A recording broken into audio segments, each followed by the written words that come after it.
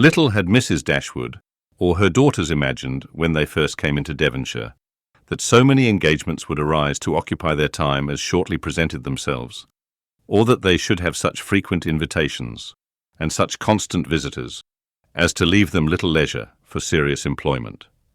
Yet such was the case. When Marianne was recovered, the schemes of amusement at home and abroad, which Sir John had been previously forming, were put into execution. The private balls at the park then began, and parties on the water were made and accomplished as often as a showery October would allow. In every meeting of the kind Willoughby was included, and the ease and familiarity which naturally attended these parties were exactly calculated to give increasing intimacy to his acquaintance with the Dashwoods, to afford him opportunity of witnessing the excellencies of Marianne, of marking his animated admiration of her, and of receiving in her behaviour to himself the most pointed assurance of her affection. Elinor could not be surprised at their attachment.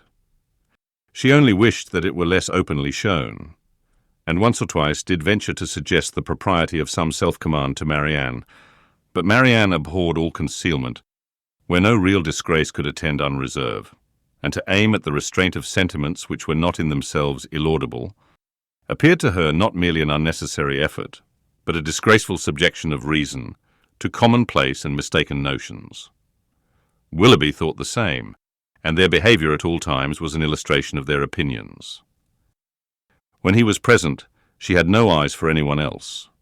Everything he did was right. Everything he said was clever. If their evenings at the park were concluded with cards, he cheated himself and all the rest of the party to get her a good hand. If dancing formed the amusement of the night, they were partners for half the time, and when obliged to separate for a couple of dances, were careful to stand together and scarcely spoke a word to anybody else.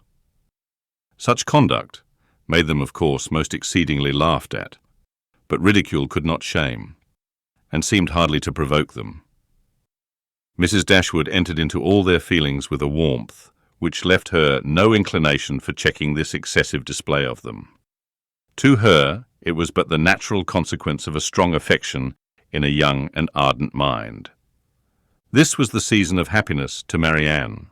Her heart was devoted to Willoughby, and the fond attachment to Norland, which she brought with her from Sussex, was more likely to be softened than she had thought it possible before, by the charms which his society bestowed on her present home. Elinor's happiness was not so great.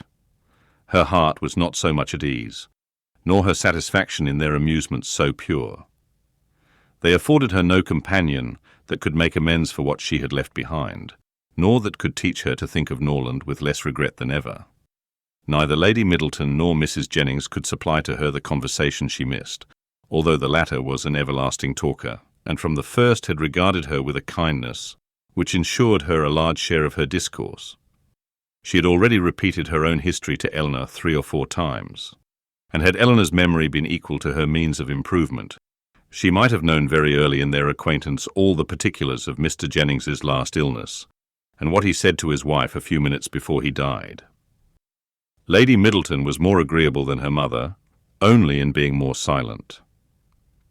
Elinor needed little observation to perceive that her reserve was a mere calmness of manner with which sense had nothing to do. Towards her husband and mother she was the same as to them, and intimacy was therefore neither to be looked for nor desired. She had nothing to say one day that she had not said the day before. Her insipidity was invariable, for even her spirits were always the same, and though she did not oppose the parties arranged by her husband, provided everything were conducted in style, and her 2 eldest children attended her, she never appeared to receive more enjoyment from them than she might have experienced in sitting at home, and so little did her presence add to the pleasure of the others, by any share in their conversation, that they were sometimes only reminded of her being amongst them by her solicitude about her troublesome boys. In Colonel Brandon alone, of all her new acquaintance, did Elinor find a person who could in any degree claim the respect of abilities, excite the interest of friendship, or give pleasure as a companion. Willoughby was out of the question. Her admiration and regard, even her sisterly regard, was all his own. But he was a lover. His attentions were wholly Marianne's, and a far less agreeable man might have been more generally pleasing. Colonel Brandon, unfortunately for himself, had no such encouragement to think only of Marianne, and in conversing with Elinor, he found the greatest consolation for the indifference of her sister. Elinor's compassion for him increased, as she had reason to suspect that the misery of disappointed love had already been known to him.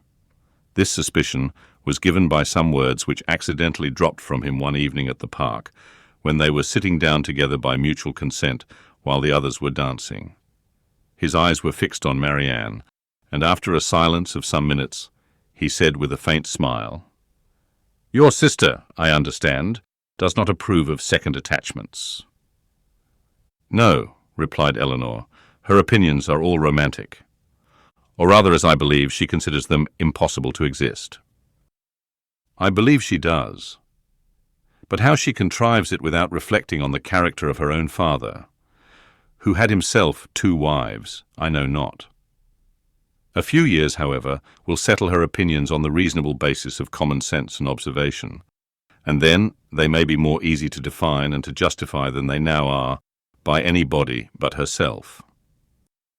"This will probably be the case," he replied, "and yet there is something so amiable in the prejudices of a young mind that one is sorry to see them give way to the reception of more general opinions."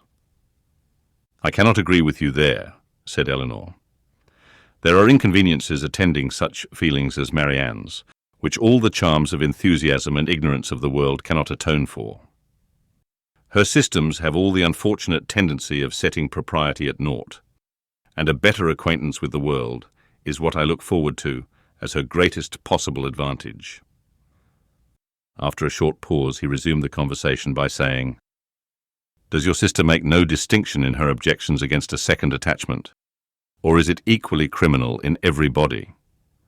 Are those who have been disappointed in their first choice, whether from the inconstancy of its object or the perverseness of circumstances, to be equally indifferent during the rest of their lives?" "Upon my word, I am not acquainted with the minutiae of her principles. I only know that I never yet heard her admit any instance of a second attachment's being pardonable." "This," said he, "cannot hold, but a total change of sentiments. No, do not desire it, for when the romantic refinements of a young mind are obliged to give way, how frequently are they succeeded by such opinions as are but too common and too dangerous. I speak from experience. I once knew a lady who in temper and mind greatly resembled your sister, who thought and judged like her, but who from an enforced change, from a series of unfortunate circumstances—" Here he stopped suddenly, appeared to think that he had said too much, and by his countenance gave rise to conjectures, which might not otherwise have entered Elinor's head. The lady would probably have passed without suspicion, had he not convinced Miss Dashwood that what concerned her ought not to escape his lips. As it was, it required but a slight effort of fancy to connect his emotion with the tender recollection of past regard. Elinor attempted no more, but Marianne in her place would not have done so little. The whole story would have been speedily formed under her active imagination, and everything established in the most melancholy order of disastrous love.